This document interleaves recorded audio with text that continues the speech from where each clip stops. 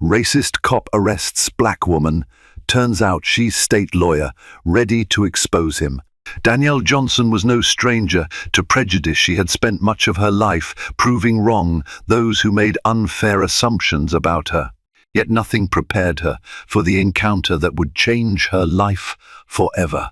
Under the fading glow of a flickering street lamp one autumn evening, a routine traffic stop veered sharply into hostility as a police officer's racist undercurrent simmered just beneath his cold, determined stare.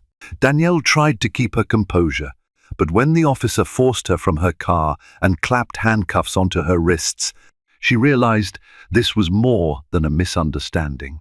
Little did he know, she was armed with more power than a single set of cuffs could contain. Danielle Johnson had worked her entire adult life to reach a place of dignity and respect. At 36, she was a newly appointed Assistant Attorney General for the state of Illinois, having transferred from the Cook County State's Attorney's Office just months earlier. The weight of the job was heavy, but it was one she welcomed. She had spent years advocating for civil rights cases, specifically tackling police misconduct and systemic racism. Often, she recalled the hope she'd felt upon being accepted into Harvard Law School, a moment that felt like a small victory over decades of prejudice directed at her. Despite that accomplishment, she never forgot how just one encounter could reduce her to nothing in the eyes of someone who refused to see beyond her skin color.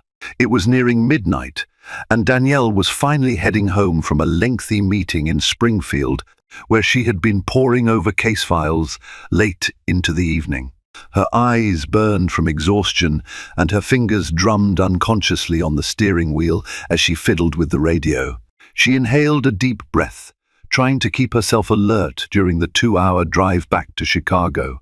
Every so often, she passed a lone car or a truck hauling cargo through the night. The road was otherwise quiet, just how she liked it, peaceful, away from the constant rush of daytime traffic. A bright halogen glow in her rear-view mirror startled her from her reverie.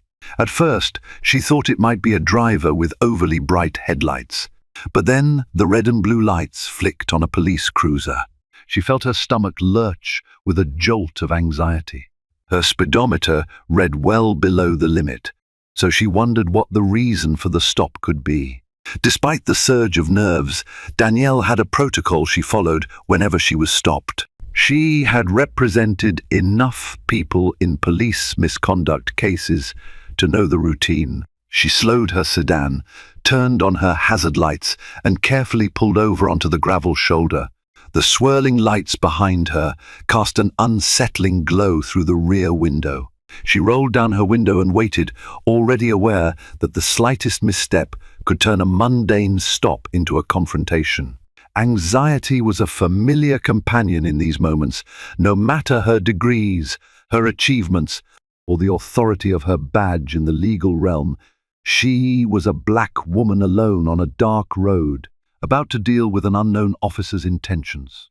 Officer Derek Bowers had served in the Illinois State Police for 15 years. He was tall, with a sharp, angular face and eyes that always seemed to be assessing threats. He'd started his career with the Chicago Police Department, but left under a minor cloud, a rumor about planting evidence in a suspect's vehicle.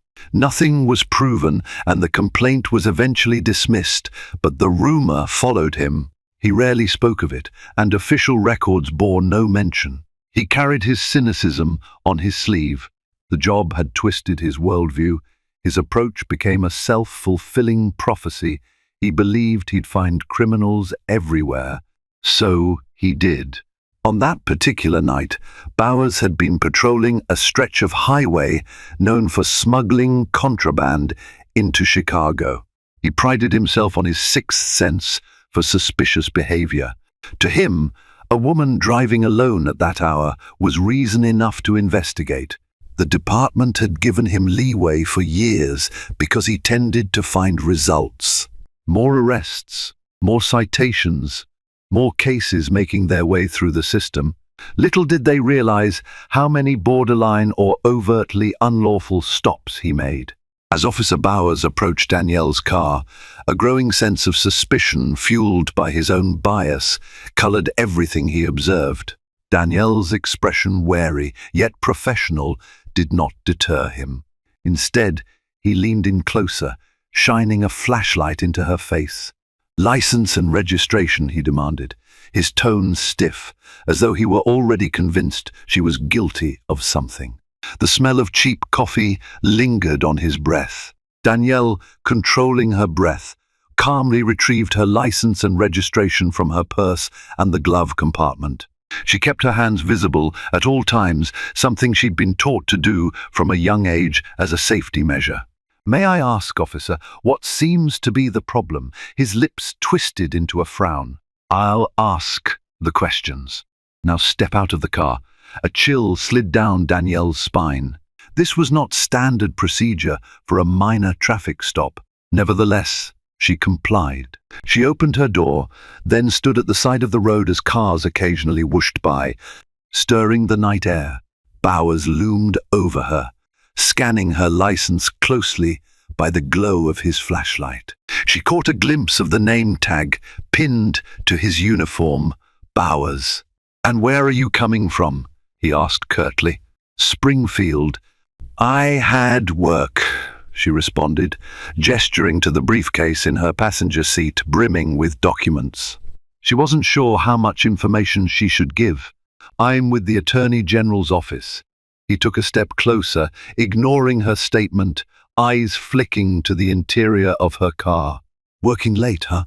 His tone dripped with condescension.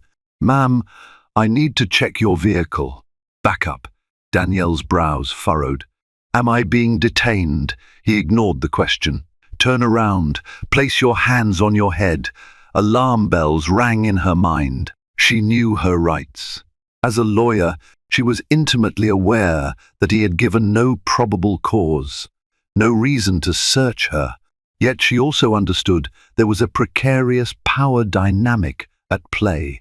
The entire situation could escalate dangerously if she pushed too hard at the wrong moment. She raised her voice steady, but commanding the respect she deserved. "Officer, I don't consent to a search.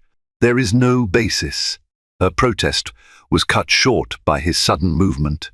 He seized her arm, spun her around, and forced her hands behind her back. Before she fully realized what was happening, cold metal cuffs were locked around her wrists. "Resistance, are we?" he growled. "Let's see how your story holds up at the station." And just like that, the world shifted beneath Danielle's feet.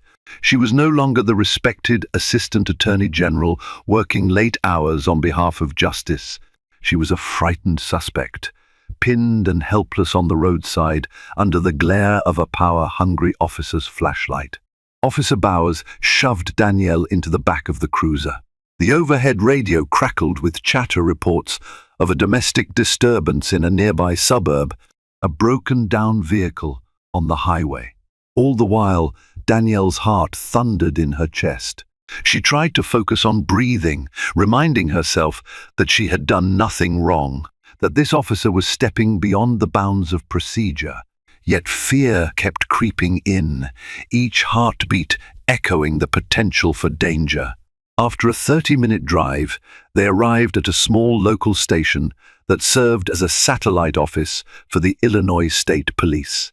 Its tired fluorescent lights illuminated a chipped counter, an outdated computer, and a stale odor of burnt coffee. An officer behind the desk, whose nameplate read Martinez, raised her eyebrows in surprise. It was unusual for Bowers to bring in a suspect so abruptly, and a professional-looking woman at that. "Caught her speeding or something?" Officer Martinez asked with caution, her gaze darting between Danielle and Bowers. The tension in the air was unmistakable. Suspicious behavior, Bowers snapped. She wouldn't comply with a search. She got mouthy. Could be hiding something. He practically spat the words, as though Danielle's mere existence offended him. Martinez looked at Danielle, noticing her tailored suit jacket and her calm but shocked demeanor. Ma'am, do you have any ID? Danielle cleared her throat and locked her eyes on Martinez. In my purse, which Officer Bowers has. My name is Danielle Johnson, Assistant Attorney General for the state of Illinois. Her voice trembled slightly, still reeling from the aggression she faced. I'd like to speak with someone in command here, or I can call the Attorney General's office directly. For a fleeting moment, Martinez's brow furrowed. Danielle Johnson? As in the Civil Rights Division? Yes, Danielle replied, her voice low but firm. Officer Bowers rolled his eyes, looking unconvinced. We'll see about that. I've dealt with fakes before. He took the ID from the desk where he dropped it. Doesn't mean anything. People produce all kinds of documents. She resisted a lawful search. Danielle tried to stay composed. You never stated a legitimate reason for your search. You detained me without cause. I'd like to call my colleagues.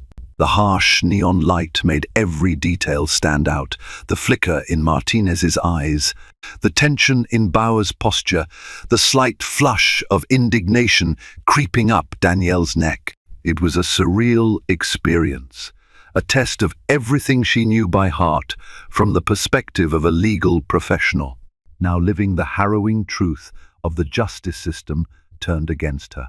Martinez rubbed her temples and tried to remain neutral. Officer Bowers, let's process her properly. Ma'am, once we get you booked, you can make your call. Danielle swallowed back a surge of anger. Booked? She hadn't even been told her charges. The sense of injustice coiled in her stomach. In the back of her mind, she began formulating her next steps, enumerating the legal violations, and preparing to fight back with every ounce of her expertise. Bowers led Danielle down a grim hallway to a small holding room while Martinez worked the computer. The walls were grey cinder block, cold and unwelcoming. Bowers removed the cuffs, albeit roughly, and then glowered at her. You think that badge you carry around in your fancy briefcase makes you untouchable? He sneered. I've seen your kind. You hide behind lawyers and judges, but you're all the same in the end. Danielle's heart pounded. She recognized the venom in his words, the hostility that went beyond just the job. This was personal. I know my rights, she told him, setting her jaw, and I know you've broken them. A twisted smirk curled his lips. We'll see, Miss Big Shot Lawyer. While Bowers strode off to huddle with Martinez, Danielle took the opportunity to request her phone call. She insisted on it, citing her legal right. At first, Bowers refused, but Martinez, mindful of potential repercussions, intervened, persuading him to allow it. Danielle felt a flood of relief when the outdated rotary phone was placed in her hands, even though she was locked in a cramped office, lined with dusty file boxes. Her first call was to her colleague, Assistant Attorney General Mark Orlov. He was someone she trusted, an older, no-nonsense litigator in the Civil Rights Division who'd guided her through her transition to the state office. The phone rang endlessly, each dialed tone amplifying her anxiety. Finally, a groggy voice answered. Mark Orlov here. Mark, it's Danielle Johnson, she said, trying to keep her voice steady. I've been arrested. Detained, really, on false pretenses. I need help. She quickly relayed the essential details, the roadside stop, the forced search, the arrest, the condescending remarks. Orlov's voice sharpened in an instant. Where are you? I'm at a small outpost, about 30 miles outside Springfield on Highway 55, I believe. Officer Derek Bowers is the arresting officer. He's not giving me any reason for the arrest beyond suspicion. Her tone grew more urgent as she spoke. He handcuffed me on the roadside for refusing an unlawful search. A pause. Then Orlov's voice came back, firm and reassuring. Stay calm. I'll get in contact with the Attorney General's office and the Illinois State Police Internal Affairs as soon as possible. This is blatant misconduct. He hesitated a moment. Are you okay? Physically, I mean. Danielle nodded, tears threatening to well up from the tension and exhaustion. I'm fine. Just angry. She took a shaky breath. Thank you, Mark. I know it's late. Don't worry about that, he said. Stay strong. I'll mobilize some people. We'll get you out as soon as we can. When the call ended, Danielle felt a flicker of hope. She was not alone. She had resources, knowledge, and colleagues who respected her. But she also knew the wheels of bureaucracy turn slowly, and the next few hours or perhaps days could be a crucible. She felt the weight of every marginalized individual who had ever been subjected to the same powerlessness, who lacked the advantage of a direct line to top legal representatives. The bitterness was overwhelming. She was escorted back to the dim holding room. Through the narrow window in the door, she glimpsed the station corridor, Bowers conferring with Martinez, who looked increasingly apprehensive. Danielle could almost see the scenario forming in Martinez's mind, an arrest that might boomerang on the department, especially if Danielle was indeed who she claimed to be. Bowers, however, appeared too stubborn to back down. His scowl deepened with each passing minute, as though he relished the confrontation. Yet Danielle's mind was set. She was no mere victim here. She was an attorney, a guardian of the law, and she planned to use every inch of her power to shine a light on Officer Bowers' misconduct. While Danielle waited, Bowers made a call of his own, stepping into a small break room that reeked of stale donuts and microwaved leftovers. The overhead lights buzzed incessantly. He tapped in a series of numbers on his cell phone, a personal contact, not an official line. After a few rings, a raspy voice answered on the other side. "It's me," he said curtly, pacing across the cracked linoleum floor. "We've got a situation." His contact, someone who had aided him in the past, responded in hushed tones. The conversation was cryptic, referencing old favors and the possibility of incriminating documents. Bowers' voice dripped with thinly veiled anxiety, a sharp contrast to the bravado he displayed outside. "She's a lawyer from the AG's office, apparently. Could be trouble. I need to make sure nothing surfaces." He paused, listening to the instructions. "Right. I'll keep her here for now. If you've got anything on her, let me know. I'll see if I can spin it. Otherwise, I'll bury her in enough paperwork that nobody'll bother to pry." After another pause, his face twisted. "Yeah, I know. I'll be careful." He ended the call and stood still for a moment, the tension crackling in the air. This might be bigger than he'd anticipated. In his mind, Danielle's credentials changed her from a random suspect into a threat to everything he'd built his carefully curated reputation as a tough, unstoppable officer, his network of favored prosecutors who turned a blind eye, and the hush-hush deals he cut to keep his record clean. He realized he needed a plan, a narrative to paint Danielle as uncooperative, dangerous, maybe even unscrupulous. If she was indeed rising in the Civil Rights Division, she'd have the power to open old files, maybe even that rumor from his Chicago days. He bit his lip, adrenaline spiking. He wouldn't let her ruin him, not without a fight. Under the buzzing fluorescent lights, Officer Martinez quietly slipped away from Bowers to check official records using the station's outdated desktop computer. The station's internal system connected to the Illinois database, though it wasn't as thorough as what the main headquarters might access. She typed Danielle Johnson into the system, double-checking the ID number from the license and any professional credentials linked to the name. Martinez's eyes widened when the search results confirmed Danielle's identity, Danielle A. Johnson, Assistant Attorney General, Civil Rights Division, licensed with the Illinois State Bar, top graduate from Harvard Law School. There were mentions of her high-profile cases, including a recent investigation into police brutality that gained significant media traction in the Chicago Tribune. Martinez felt her heart sink. This was not the type of person you arrest on a whim. She printed out the summary of Danielle's record, the crisp pages trembling slightly in her hands as she approached Bowers. He stood near the coffee maker, jaw tense, eyes distant. Martinez cleared her throat. "Officer Bowers? We need to talk," she said, her voice low but urgent. He turned, annoyance etched into his features. "What is it?"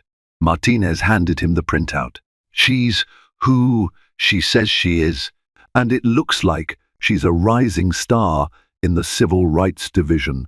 She's got connections all the way up to the Attorney General.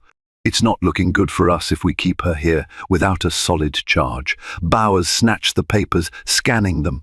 His eyes flitted from line to line, a flicker of genuine fear crossing his face before it hardened back into a scowl.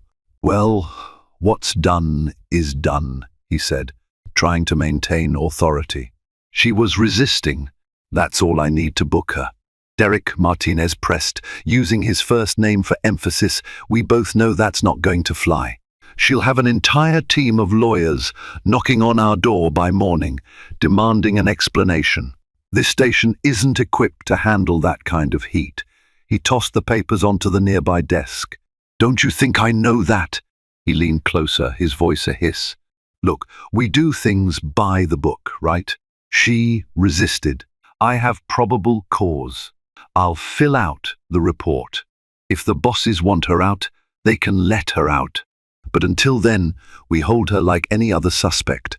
Martinez met his gaze, her expression uncertain. "You sure about this?" Bowers squared his shoulders. "Dead sure. She's not walking out of here until I'm satisfied.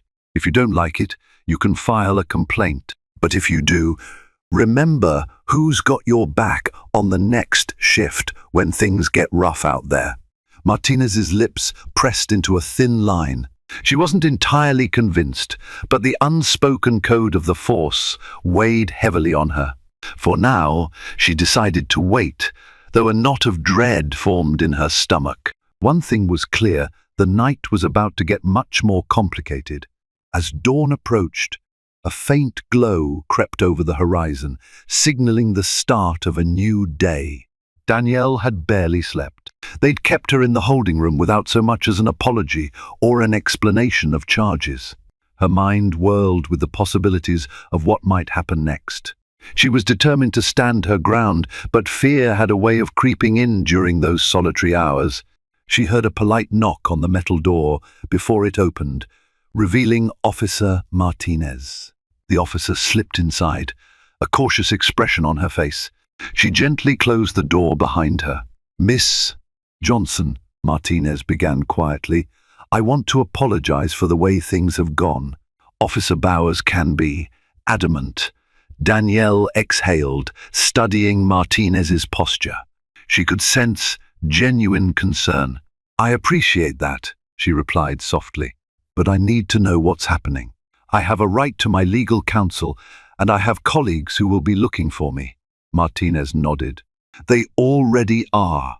The phone's been ringing off the hook. Calls from the Attorney General's office, from your colleague Mark Orlov, from the Illinois State Bar, even the local ACLU branch."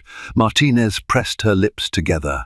"Bowers is refusing to release you unless we follow certain procedures.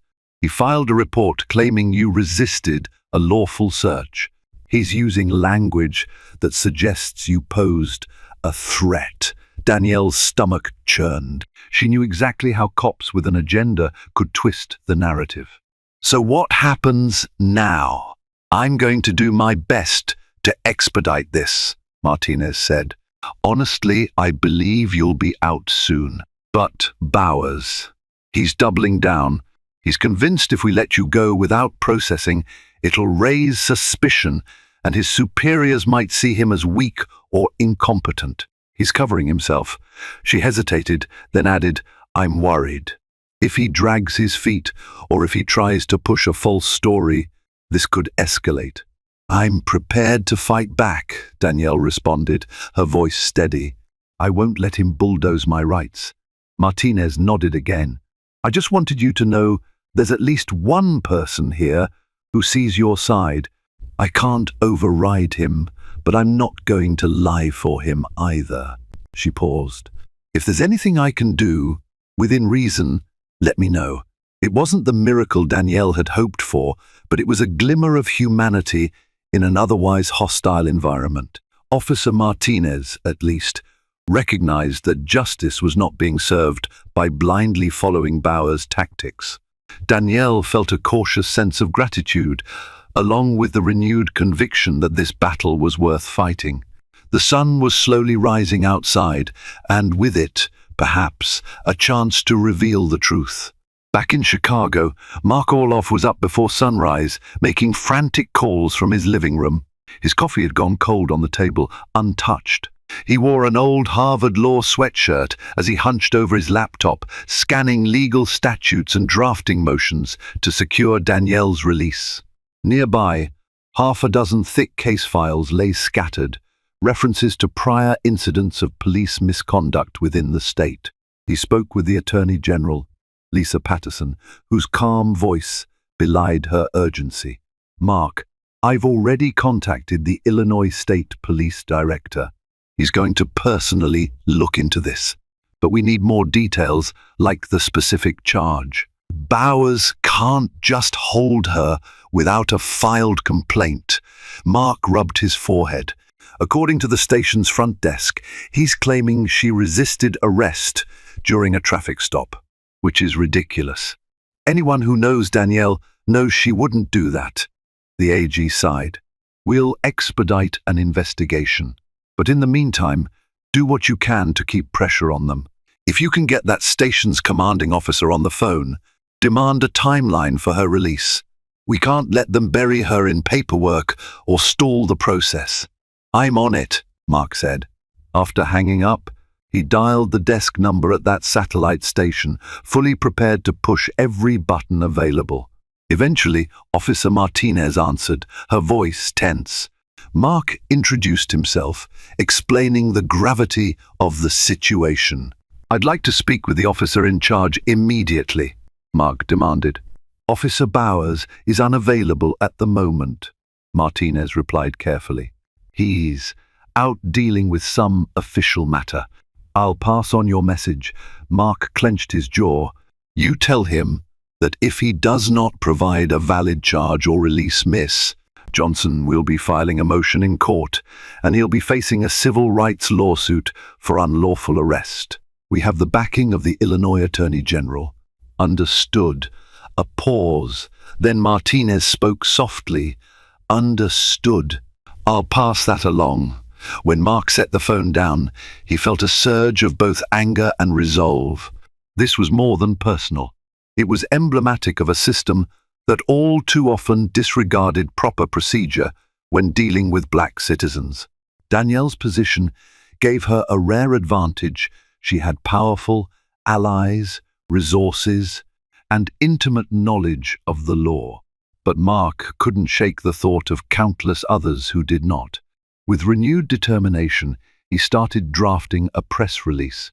If the station continued to stonewall, the public would need to hear the truth. After dawn broke, the station buzzed with unfamiliar activity. Additional staff arrived, phone calls multiplied, and the tension thickened. Danielle sensed the shift from her holding room as voices rose and footsteps crisscrossed the corridor outside.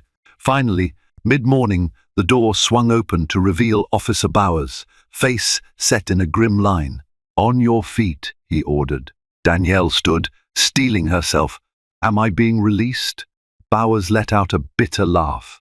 Nice try.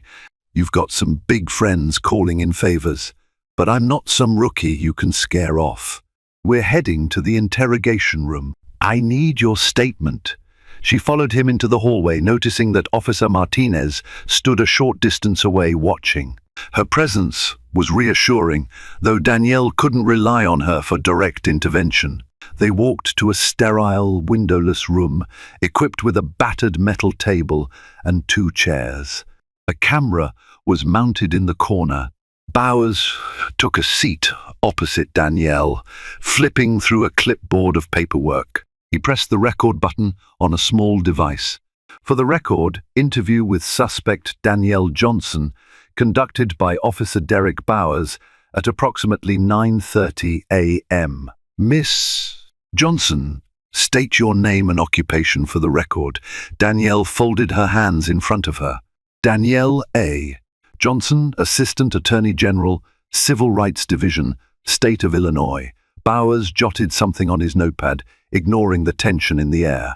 Why were you traveling on Highway 55 last night? I had business in Springfield reviewing legal cases. She provided the bare facts, nothing more. He pressed on. Why did you refuse my lawful request to search your vehicle? It wasn't lawful, she said evenly. You provided no probable cause. You asked me to step out of the car without any explanation and forcibly detained me when I questioned it. Bowers snorted. That's your version of events. The real story is you were evasive, refused to comply with an officer's orders, and actively resisted arrest when I tried to secure the scene. Danielle felt anger simmer in her chest. That's categorically untrue, he shrugged. Well, it's on the record now. He scribbled more notes, then ended the recording. We'll see what the district attorney thinks. He stood abruptly, gestures laced with hostility. In the meantime, you're not going anywhere. Danielle stayed in her seat, her voice calm but firm. You're making a grave mistake, Officer Bowers. There will be consequences for this misconduct. His jaw tightened. He pointed a finger at her. You threaten me again, and I'll tack on more charges. Try it. With that, he stormed out, leaving Danielle alone at the cold metal table. The camera's red light blinked ominously in the corner, a silent witness to the power struggle unfolding. Time blurred under the fluorescent hum. Danielle was escorted back to the holding room, feeling the stale chill of institutional walls pressing in on her. But she refused to give in to despair. She could sense that external forces were gathering on her behalf. The calls from the Attorney General's office, the repeated queries from the ACLU, and her own knowledge of the law would eventually corner Bowers into releasing her. After a couple of hours past time marked only by the ticking clock on the wall, Officer Martinez returned, carrying a paper cup of water and a sandwich wrapped in plastic. She handed them to Danielle with a quiet sympathy in her eyes. Thank you, Danielle said, letting out a breath she'd been holding. Any news? Martinez nodded. A lot of calls are coming in. They're urgent, demanding immediate action. Our station chief is on his way here. He'll likely arrive within the hour, and I expect he'll override Bowers. She paused, then added, I overheard that the state's attorney might also get involved, possibly coming down in person. Relief flickered in Danielle's chest. That's good to hear. Martinez hesitated, then lowered her voice.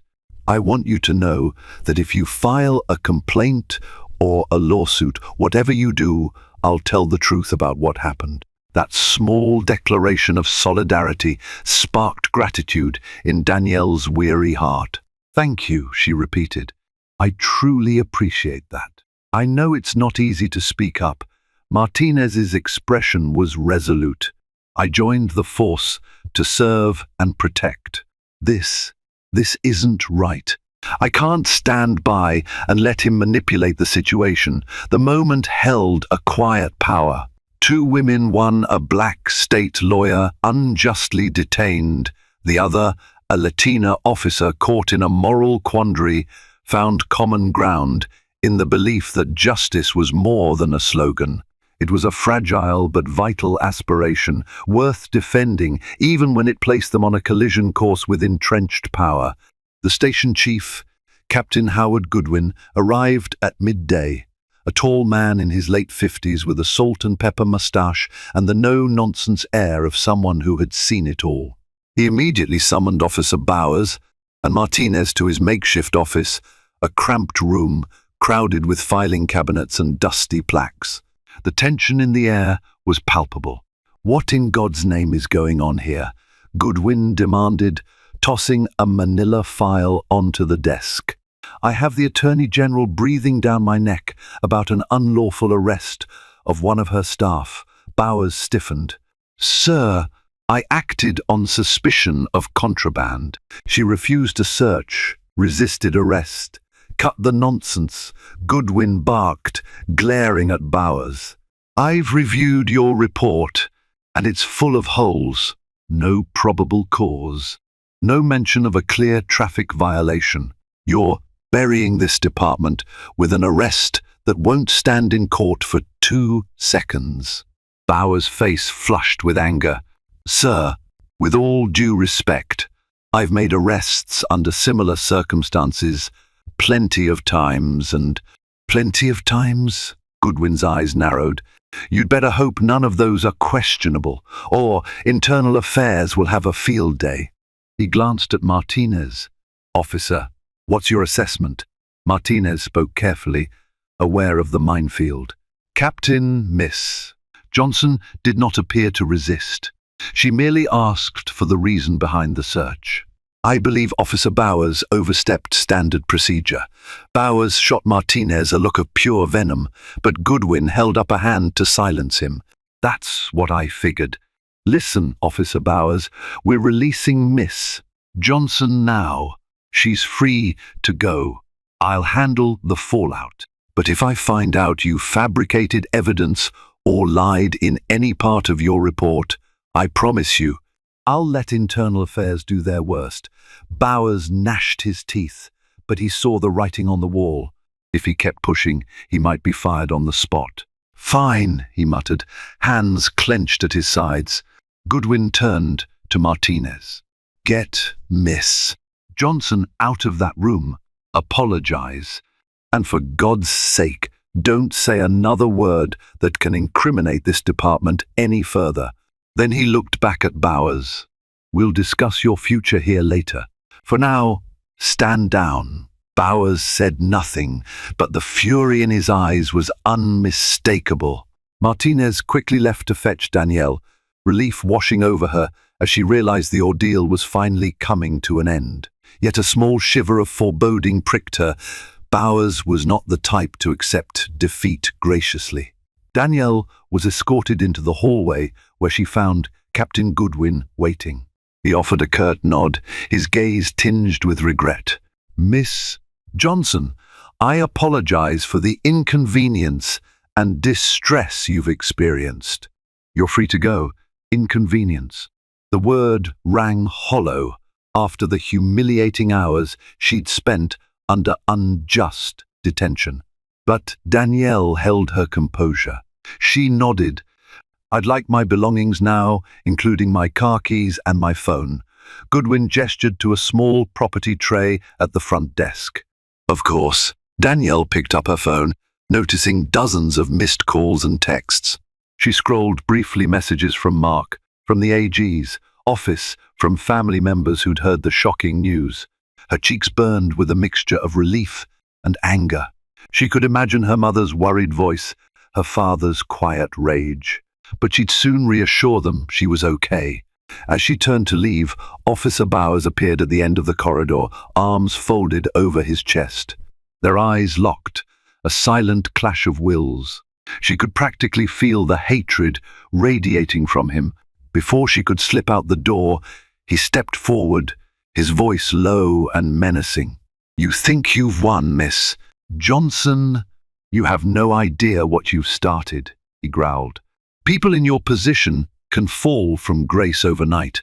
Danielle refused to be intimidated.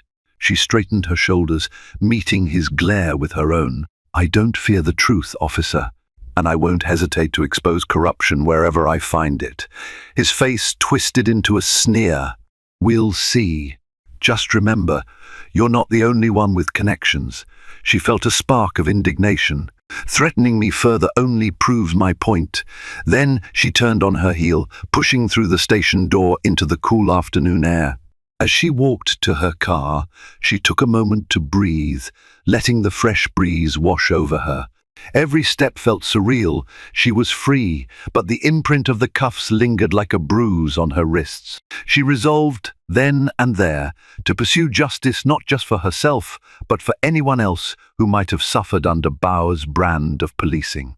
Little did she know that the ripples of her ordeal would soon become a tidal wave, exposing a much bigger network of wrongdoing than anyone anticipated. Once safely in her car, Danielle drove straight to a nearby diner. She needed a calm, neutral space to collect her thoughts. The place was modest, with neon signs advertising pies and burgers, but it was bright and bustling, a sharp contrast to the suffocating gloom of the station. She parked, took a seat in a booth by the window, and ordered a coffee she barely sipped. Instead, she tapped furiously on her phone. First, she called Mark Orloff. "I'm out," she said when he answered. "They released me without charges, probably because of all the pressure from the AG and the media." "Thank God," Mark replied. She could hear the relief in his voice. "Are you all right?" "I will be," she answered. "But I'm not letting this slide. We need to file a formal complaint. Request body cam footage, everything." "This is bigger than me now." "Agreed," Mark said. "I'll coordinate with the AG's office and the ACLU.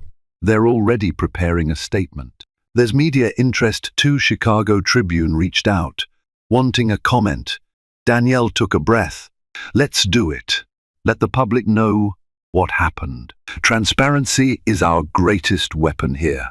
After hanging up, she emailed notes on the incident to her state office account, describing each detail while it was fresh in her mind: the timeline, Bauer's threatening words, Officer Martinez's attempts to intervene. Next, she drafted an internal memo for the Civil Rights Division, requesting a formal inquiry into Officer Derek Bowers. She flagged his name for any prior misconduct complaints, especially from his days in the Chicago Police Department. She also called her father, Dr. Richard Johnson, a retired history professor who had always advocated for social justice. His voice trembled with concern, but also pride. "Danielle, you know we stand by you," he said. "Your mother's worried sick, but we've seen you fight bigger battles in court. This one might get ugly, Dad," she warned.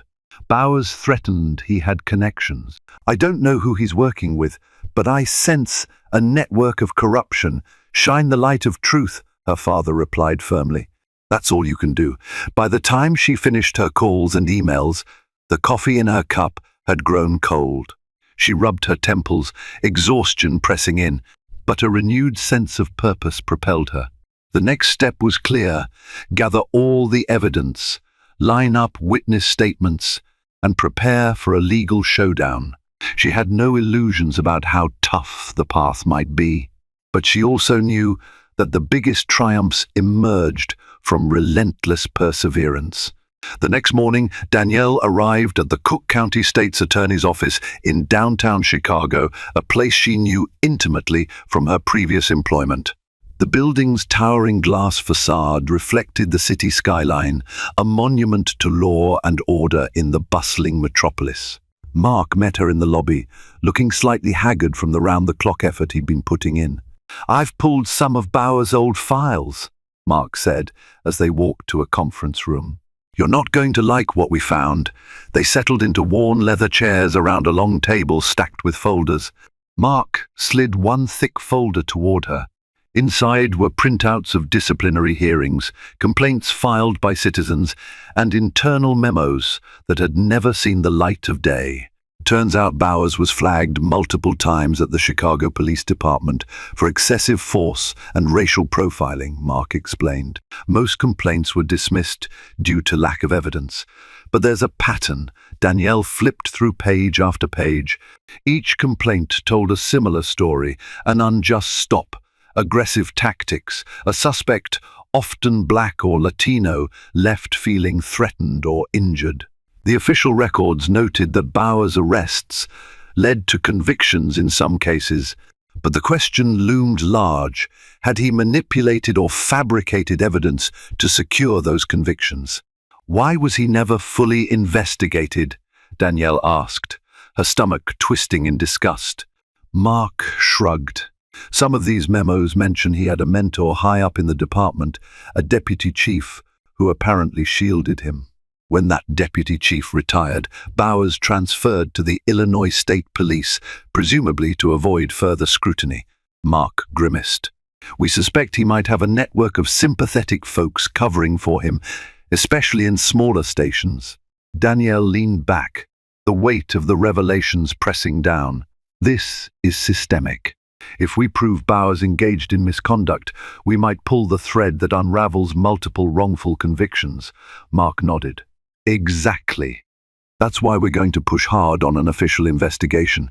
The AG's office is on board. They want you to lead it if you're up for it. She felt her pulse race. Leading a high-profile case against a corrupt officer and potentially exposing a ring of misconduct, this was the kind of work she'd dedicated her career to. Yet the stakes were high, the threats from Bowers still fresh in her mind. She steeled herself. I'm in, she said resolutely. Then let's get to work, Mark replied with a faint grin, relief evident in his eyes. He spread out the files and laptops, creating a war room atmosphere. We'll need to interview past victims, gather evidence, and coordinate with internal affairs. This might take weeks, months even. Danielle nodded. Whatever it takes. Let's do it right. Over the next several weeks, Danielle and her team reached out to individuals who had filed complaints against Officer Bowers. Some were hesitant to speak, traumatized by their experiences or fearful of retaliating forces. Others were eager, seeing this as the first real chance to hold him accountable. They interviewed a man named Julian Briggs, who alleged Bowers planted a small bag of narcotics in his glove compartment during a stop on the South Side. I'd just finished a shift at work janitor at a local high school, Julian recounted, voice shaking. He pulled me over, said I was swerving. Next thing I know, he's rummaging through my car, and suddenly he's holding up a bag I swear I'd never seen in my life. Danielle listened patiently. Were there any witnesses? She asked. Julian shook his head. No, I was alone. It was late. I couldn't afford a lawyer, so I took a plea deal to avoid a longer sentence. He exhaled, eyes clouding with frustration. I didn't stand a chance. Then there was Maria Alvarez, who described a traffic stop for a supposed broken taillight. Bowers shoved me against the hood, she recalled, tears in her eyes. He said I was resisting arrest, but I was just scared. I ended up with bruises and a charge that got dismissed later, but my baby girl watched the whole thing from the back seat. I've never gotten over that. Each story added a piece to the puzzle, a pattern of racially motivated stops, intimidation, fabricated charges, and subsequent cover-ups. Danielle took meticulous notes, cross-referencing each account with public records and Bowers' official reports. The discrepancies piled up, forming a damning mountain of evidence. Meanwhile, Mark liaised with the Illinois State Police Internal Affairs Division. Initially slow to respond, they became more cooperative as media outlets began sniffing around the story. The looming threat of public exposure often served as a catalyst for action in bureaucracies that preferred silence.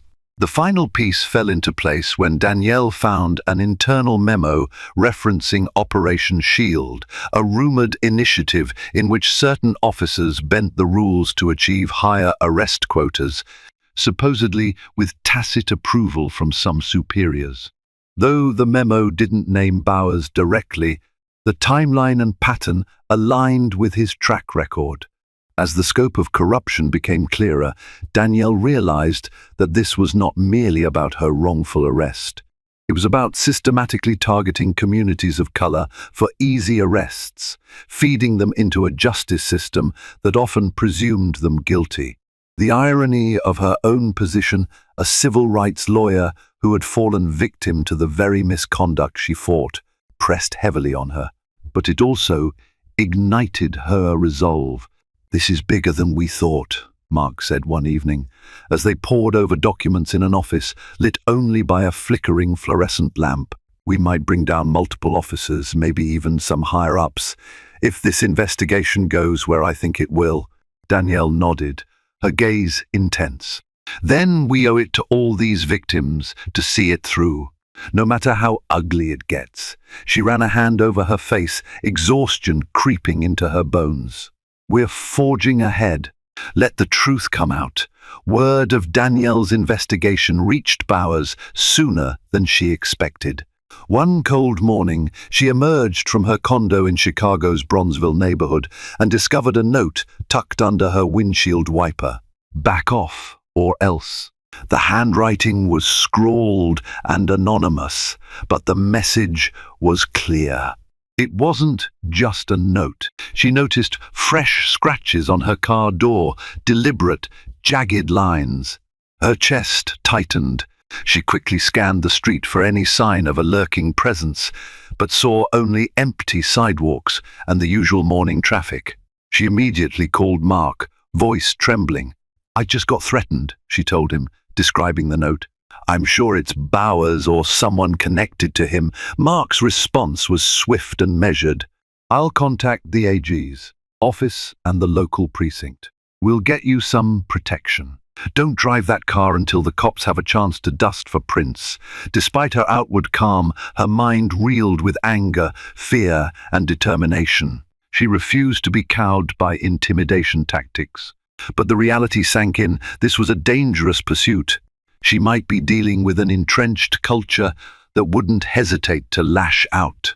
Within hours, detectives from the Chicago Police Department arrived, photographing the damage to her car and collecting the note. They assured her they would investigate, though their somber expressions revealed they expected little direct evidence to trace the threat back to Bowers. "You need to be careful," one detective advised. "Watch your surroundings. Document everything." That night, Danielle lay awake in bed, heart pounding at every distant siren or creak of the apartment. What if they come for me again?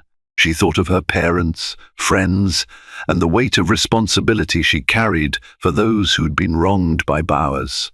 Resolutely, she reminded herself that courage was not the absence of fear, but the decision to persist despite it. Fueled by the threat, Danielle and her team doubled down on their investigative efforts. The AG's office quietly provided additional support analysts, paralegals, and even a few specialized investigators with backgrounds in probing police corruption. Some of them had done groundbreaking work with the Department of Justice in other states, dismantling corrupt precincts. Piece by piece, they uncovered a small but powerful network of officers and bureaucrats who protected one another. It became clear that Bowers had allies in key positions who dismissed complaints or lost evidence that might incriminate him. They found paper trails leading to hush money or out-of-court settlements for victims who agreed to withdraw their complaints. The net was wide, capturing unassuming clerks who processed false reports and even lawyers who turned a blind eye to questionable evidence. Operation Shield, once just a rumor, seemed to be a real initiative. Under the guise of public safety, certain officers were tasked with increasing arrest numbers in high-crime neighborhoods, often targeting minorities for minor infractions or fabricated violations. Danielle's wrongful arrest was simply the tip of the iceberg, a direct encounter with a system too accustomed to abusing its power. The Illinois State Police Internal Affairs Unit, spurred by the mounting evidence, began interviewing current and former officers. Some, like Martinez, provided honest accounts. Others stonewalled or gave rehearsed denials. But the cracks grew. Higher-ups scrambled to distance themselves from the scandal, quietly scapegoating lower-ranking individuals to save their own reputations. Amid the swirling tensions, local media outlets, especially the Chicago Tribune and WGN News, caught wind of the investigation. Stories began to break, mentioning an unnamed officer who had arrested a high-level state lawyer under false pretenses. Anonymous sources hinted at a broader conspiracy. The public reaction was immediate outrage, particularly in marginalized communities that had long complained of discriminatory policing. As the pressure mounted, Danielle felt an odd mix of satisfaction and dread. They were on the brink of a historic takedown, but the closer they got, the more dangerous it became. The next big development came when an internal affairs detective named Ronald Pierce reached out to Danielle. He requested a confidential meeting, hinting that he had explosive information on Bowers' activities. They arranged to meet at a quiet cafe in a suburb west of Chicago.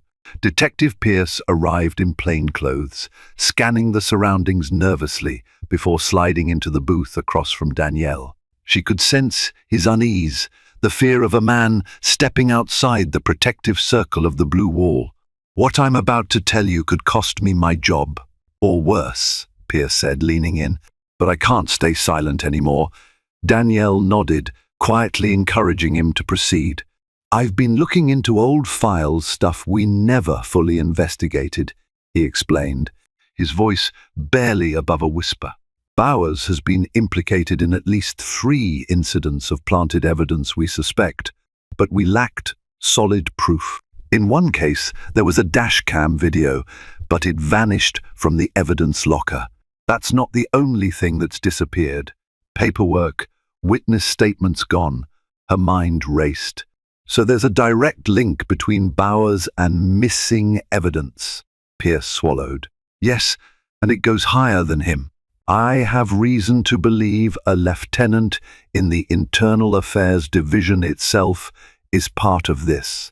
He's been burying or destroying files to protect Bowers and a handful of other officers. We don't know how many more are involved, but it's big." A chill ran down Danielle's spine. "Do you have anything concrete?"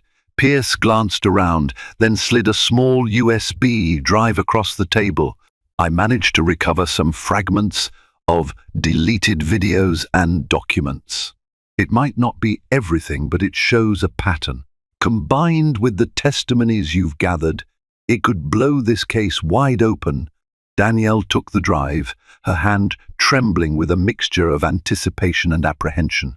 "Detective Pierce, thank you. This is exactly the kind of proof we need." He nodded gravely. "Just be careful.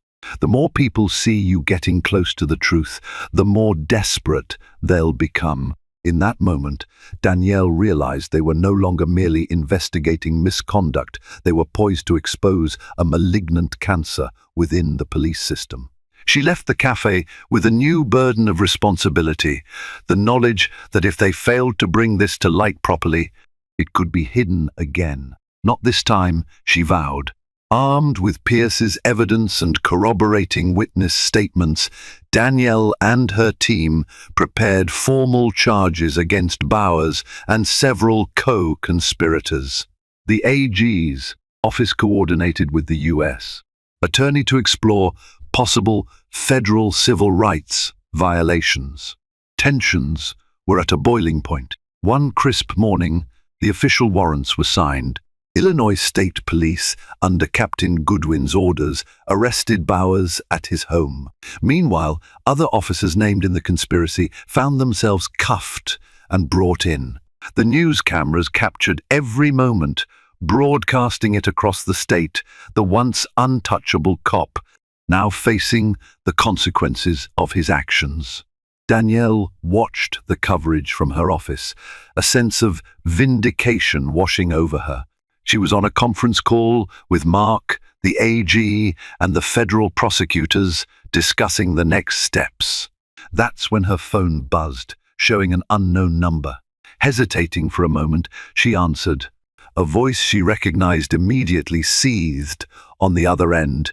"You think you've beaten me?" Bowers. Her heart thumped as she realized he must have used his one phone call from lockup. "This is far from over, Johnson. I have friends on the outside. You'll regret crossing me." Danielle exhaled, a mixture of anger and steadiness in her voice. "Your threats mean nothing now. It's done, Bowers. You're facing real charges, federal charges. You can't intimidate your way out." A bitter laugh crackled through the phone. "We'll see if your precious system protects you when the time comes." He hung up, leaving Danielle in momentary shock. But as she looked at the assembled team on her video call, people determined to uphold justice, she felt a surge of confidence.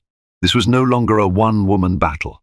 The entire machinery of the state and federal justice system had turned against him. His last-ditch threats were a desperate attempt to cling to control. Within hours, Bowers found himself formally charged with multiple counts: violation of civil rights under color of law, obstruction of justice, and conspiracy. Preliminary hearings painted a grim picture for his defense, as witness after witness came forward, bolstered by actual video fragments from the USB drive Pierce had provided. The scandal shook the Illinois State Police to its core, prompting internal reforms and calls for greater oversight. As for Danielle, she could finally see the promise of real change unfolding. In the months that followed, the legal process marched forward. Bowers' allies either distanced themselves or, in some cases, flipped, turning state's evidence in exchange for leniency. Investigative reporters uncovered a larger tapestry of systemic failures, intensifying public scrutiny. Ultimately, Bowers' trial arrived. The courtroom was packed with reporters, activists, curious citizens. Danielle attended every session, though the prosecutors handling the criminal case weren't from her office. Still, she provided testimony about her own wrongful arrest. She described the night he violated her rights, the fear she felt, and the subsequent intimidation. The defense tried to discredit her by implying she sought vengeance, but her calm, factual testimony spoke volumes. In the end, the jury deliberated for less than a day. Bowers was found guilty on multiple counts. The judge sentenced him to a considerable prison term, stating that any officer who weaponized the law to harm citizens deserved a harsh penalty. Hard karma, indeed.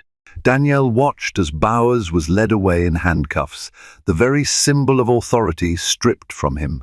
She couldn't say she felt joy. There was too much tragedy in the story, too many victims who still bore emotional scars, but there was relief. Justice, though delayed, had finally been served. With Bowers' conviction, a wave of internal reforms swept through the Illinois State Police. A new task force was created to review questionable arrests, leading to dozens of overturned convictions. The Chicago Tribune featured Danielle's role prominently, commending her bravery and the painstaking efforts of the Civil Rights Division. One crisp morning, she stood on the steps of the Cook County Courthouse, addressing a group of community leaders and reporters. "This case should remind us that no one is above the law," she said, voice clear against the brisk air. "Our fight against corruption and racism within the system is far from over, but this victory shows what we can achieve when we stand together." A sense of closure lingered, but Danielle knew the work of dismantling systemic racism was ongoing. Still, she savored the moment, a moment that validated every sleepless night, every threat she endured, and every tear shed by those whose voices had gone unheard for too long. This journey of justice and redemption reveals how one woman's wrongful arrest became the spark that illuminated a hidden network of corruption. Through Danielle Johnson's unwavering resolve, she exposed a deeply entrenched cycle of racism and misconduct, ultimately pushing a corrupt officer behind bars. Yet her story also reminds us that accountability is an ongoing endeavor, There are countless victims still waiting for someone to stand up on their behalf. Change may be slow, but every voice raised against injustice makes a difference. If this story moved you or shed new light on the power of perseverance, please consider showing your support. Like this video, share it with friends who value the fight for justice, and subscribe to this channel for more stories that honor courage in the face of adversity. Together, we can continue to advocate for a more equitable world, one voice, one action, and one victory at a time.